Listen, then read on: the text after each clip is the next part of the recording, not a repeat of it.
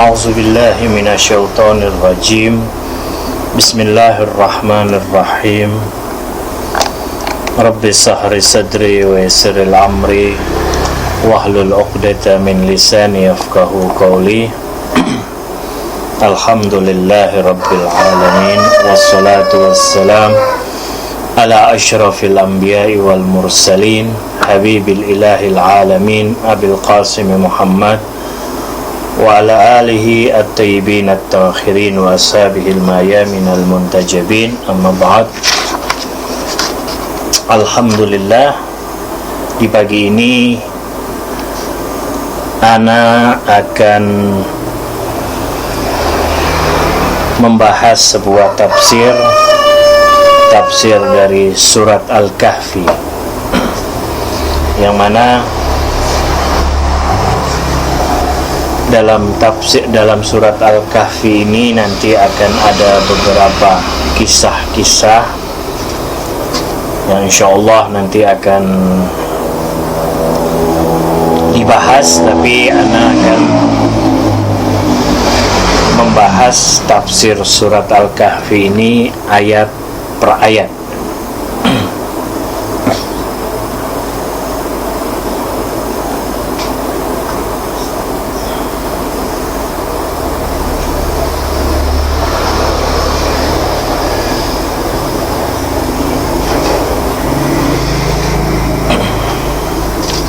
Bismillahirrahmanirrahim. Fadilatus suratil kahfi. Jadi di dalam kajian surat Al-Kahfi ini ana membawa berpedoman atau merujuk pada sebuah kitab tafsir, yaitu Tafsirul Amthal, yang mana insyaallah ini akan menjadi kitab tafsir ini akan menjadi rujukan utama di dalam membahas tafsir surat Al-Kahfi.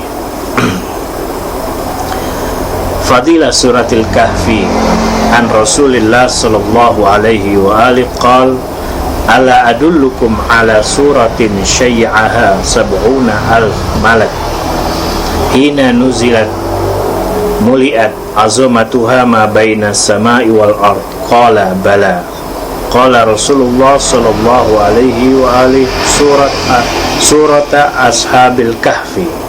Jadi ada hadis dari Rasulullah sallallahu alaihi wa alihi mengatakan, bukankah di sana telah Allah tunjukkan kepada kalian yang mana surat yang mana di dalam surat tersebut Allah telah mengutus 70.000 malaikat ketika diturunkan, yaitu ketika surat itu diturunkan, bahwa Allah telah memenuhi dengan keagungannya di antara langit dan bumi tentang surat Al-Kahfi. Jadi bahwa surat ini Allah Subhanahu wa ta'ala telah turunkan dengan diiringi oleh 70.000 para malaikat, yang mana mereka bertanya, surat apakah ini ya Rasulullah? Rasulullah menjawab, yaitu surat Ashabul Kahfi, yaitu surat yang membahas tentang Ashabul Kahfi, yaitu penghuni atau para penghuni goa. Al-Kahfun itu, Al-Kahfu adalah goa, ya, diartikan dengan goa. Man qara'ah yaumal jum'ah ghafarallahu lahu ilal jum'atil ukhra. Barang siapa yang membaca dari surat Al-Kahfi, maka Allah Subhanahu wa ta'ala akan mengampuni dosanya dari satu Jumat ke Jumat yang lain. Jadi siapa saja yang membaca surat Al-Kahfi di hari Jumat, maka Allah akan memberikan pahala lebih, yaitu ampunan dari satu Jumat dengan Jumat yang lain. Nah, ini juga dengan catatan bahwa bukan berarti orang yang membaca surat Al-Kahfi di luar dari hari Jumat itu tidak memiliki fadilah, tetap memiliki fadilah, tapi di hari Jumat memiliki fadilah khusus yang Allah lebihkan daripada hari-hari yang lain. Wa ziyadatu thalatha ayyam, dan Allah akan melebihkan darinya 3 hari berikutnya. Wa a'ta nuran yablughu sama, wa ufiya fitnat ad-dajjal. Jadi dan juga Allah akan melindungi dia dari ujian Dajjal. Dajjal di sini kalau di dalam tafsir bukan berarti Dajjal adalah makhluk ya, tapi Dajjal nanti bisa diartikan peradaban atau kemodernan atau para penguasa yang zalim seperti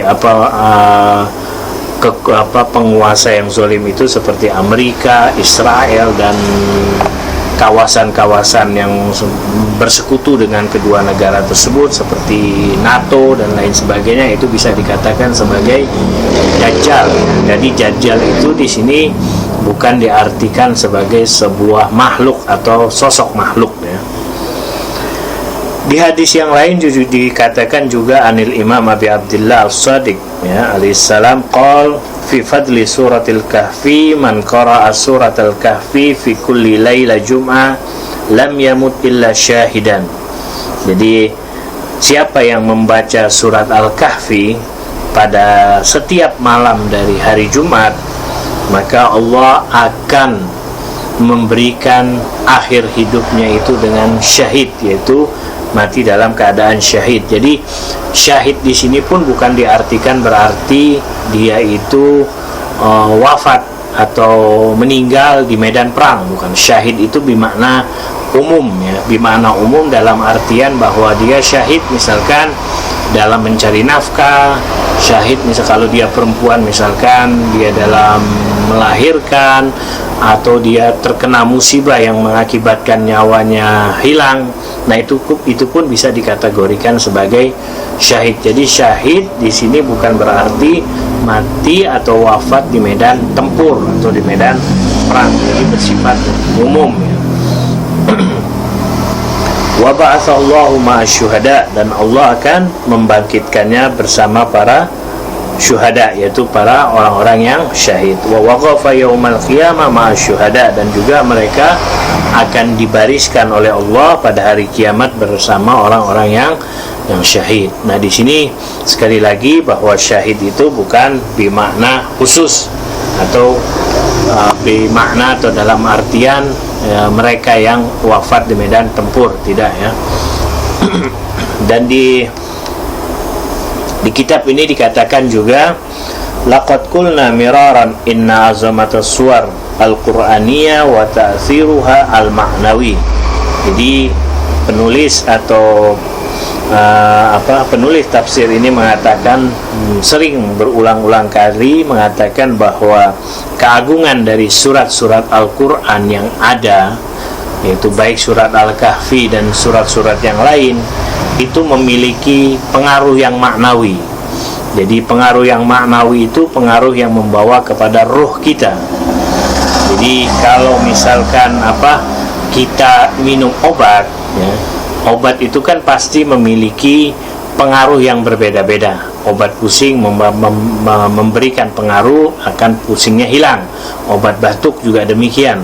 Nah demikian juga bahwa setiap dari surat-surat yang ada di dalam Al-Quran itu memiliki pengaruh yang berbeda-beda atau fadilah yang berbeda-beda, yang mana memang kita tidak mengetahuinya kecuali Allah Subhanahu wa ta'ala yang mengetahui dari pengaruh setiap surat atau ayat demi ayat yang ada di dalam Al-Quran.